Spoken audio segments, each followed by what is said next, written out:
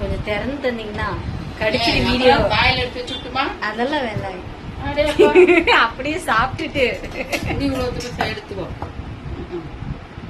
சமைச்சு கொண்டு வந்துட்டு திட்டு. ஸோ இங்க பாருங்க குச்சிக்கிழங்கு என்னோட ஃபேவரட்.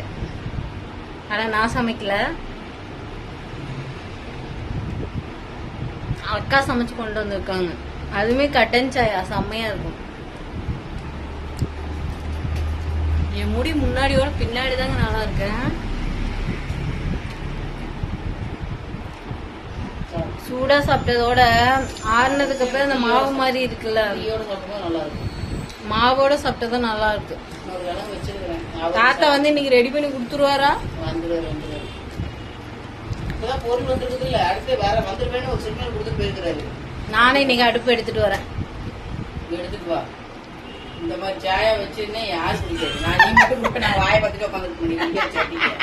ஆளா பாருங்க பாக்க வச்சு திக்கிறா ஒரு பொம்பளை. நீங்க தானே வாங்கிட்டு வந்தீங்க. இல்ல இத டீய சொல்றேன். இத கொதிக்கிற டீ வந்து நான் தண்ணி ஊத்தி சர்க்கரை போட்டு இன்னொரு இன்னொரு தண்ணி கொஞ்சம் ஊத்து. அந்த அண்ணன் நான் சொன்ன மாதிரி மாட்டி இருந்தாருன்னா நேற்று அவருக்கு நான் கவனிச்சிருப்பேன்.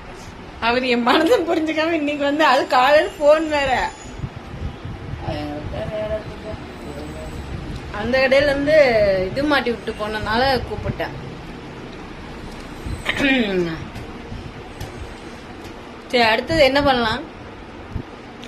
எனக்கு ஐப்ரோ எடுத்து மத்தியானத்துக்கு அது கிரீமா போடணும். இப்ப ஐப்ரோ எடுத்துனாதான் மத்தியானத்துக்கு அது இது பண்ண முடியும். ஃபேஷியல் பண்ண வேண்டாம், அதை போட்டுக்கலாம். வேண்டாம் ஃபேஷியல் வேண்டாம், அப்புறம் பண்ணிக்கலாம் ஃபேஷியல். சனிக்கிழமை அணியாம ஊருக்கு போனாலும் போகணும்னு நினைக்கிறேன். அது பண்ணி கோயிலுக்கு தான் இந்த எங்க அண்ணாவோட பார்ட்னரு கோயில் நாங்க வேண்டுதல் வச்சுக்கிறாருமே, எங்களே கூப்பிட்டு போறேன்னு சொல்லிக்கிறாரு. சொல்றாரு இவரு, ஏன்னா உனக்கு தெரியல எதுக்கு சனிக்கிழமை தயாரா இருந்தாரு. பார்ப்போம் கூட்டிட்டு போனா போயிட்டு அப்படியே மதுரை மீனாட்சி பார்த்துட்டு வரும்போது மணப்புற களி பார்த்துட்டு வருவோம். மணப்புற களி கிடாய் இருக்குன்னு வேண்டி இருக்குது. பணம் தான் இன்னைக்கு நாளைக்குள்ள அமௌண்ட் ஏதாவது ரெடி ஆச்சுன்னா ஒரு கீச்சு அங்கேயே எல்லாத்தையும் போட்டு வந்துடும். சாப்பாடு கோயிலையே அங்கேயே எல்லாமே வாங்கி கொடுத்தா அவங்களே செஞ்சுருவாங்க. சாமிக்கு படத்துல போட்டு சாமியை போட்டு அங்கேயே வரசனத்துக்கு எல்லாத்துக்கும் சாப்பிட வாங்கன்னு போட்டு நிறைய சேர்த்து போட்டு நாமளே எச்சலை எடுத்து போட்டு சாமியை கும்பிட்டு வந்துடுறோம். மொட்டை போட்டான் எனக்கு ஒரு 2 மாசம் மொட்டை போட்டாச்சு. மொட்டை அடிக்கும் போதே கிடையாது இருக்குன்னு வேணுனதுதான். காசு இல்லை, குடி வேறு இங்கே வந்துருச்சு. அதனால இந்த தடவை வந்து கிடாயை அறுத்தது. ஞாயிற்றுக்கிழமை கிடாயை அறுத்து ஒரு கீச்சு வரசனத்துக்கு போட்டுட்டு மனசார ஒரு 10-15 கிலோ அரிசி வாங்கினோட போடும். இப்படியே எடுத்து கட்டன் சாயா குடிச்சிடணும். அப்படியே எடுத்து குடிச்சிடும்.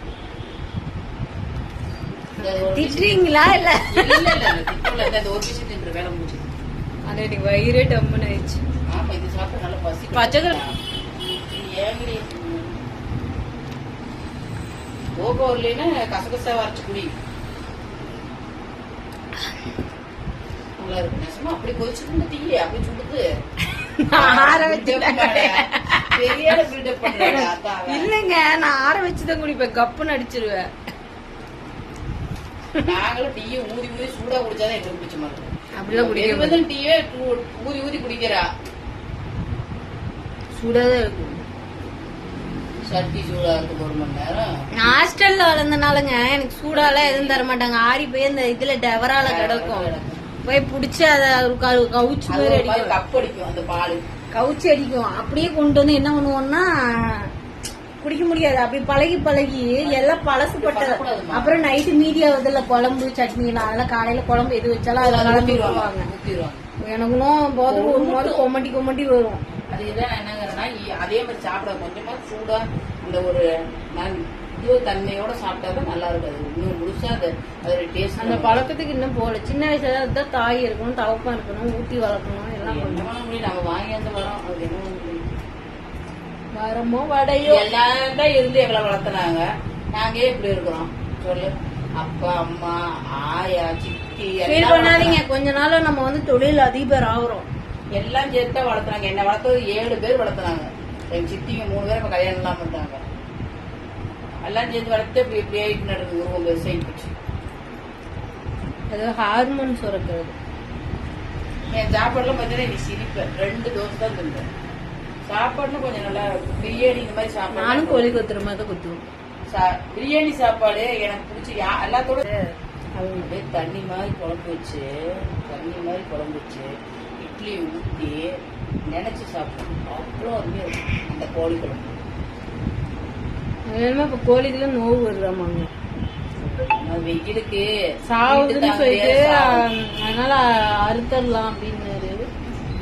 சுத்தம் பண்ணி கொடுத்துருப்போமா, வெட்டியே கொடுத்துருவாங்க. விலைக்கு ஏதாவது விற்கிற மாதிரி தான் சொல்லு. உங்களை நம்மளுக்கு 2 கோடி கொடுத்து சொல்லு. 2 கோழி என்ன பண்றீங்க? அண்ணனை பத்தி உனக்கு தெரியாது. அவங்களுக்கு போட்டு கொடு, எங்களுக்கு போட்டு கொண்டு போகும். பசங்களுக்கு ஒரு டைவர் பை ஒன்று எடுத்துக்கிறான் பாவம். அவனுக்கு அம்மா அப்பா இல்லை சாமி பாவம்.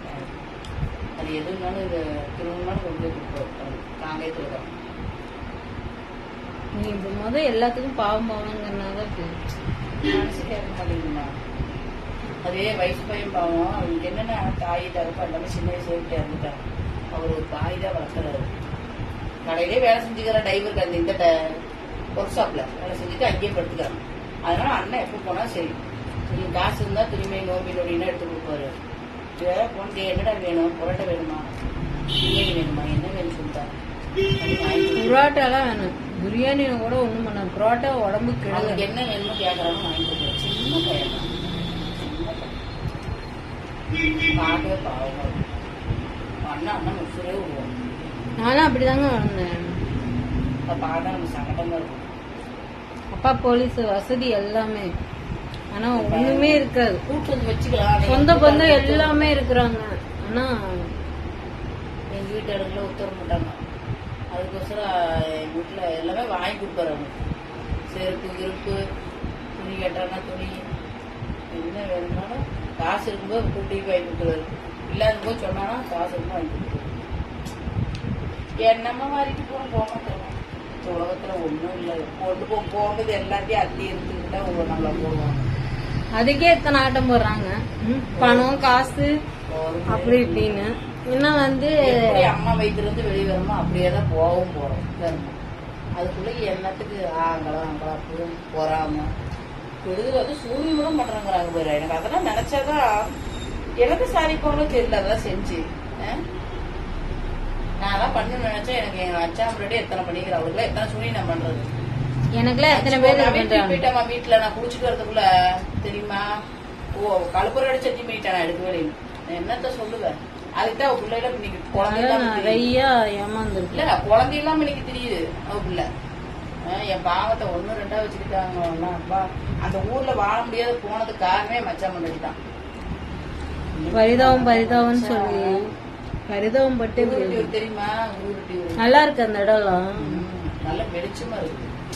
அந்த பிரைட்டா இருக்கு. என்ன சொல்லுங்க, கிழங்குல மண் ஊட்டி இருந்தா கழுவி எடுத்து எப்படி இருக்கும் அப்படி இல்ல. உதாரணம் கிழங்கு தின்னுட்டு இருக்கனால கிழங்கு உருளைக்கிழங்கு இப்ப மண்ணு இருக்குது. கிழங்குல மண்ணு கழுவி எடுத்தோம்னா அப்படி படிச்சு உயிரே வர மாதிரி ஆயிடுச்சு.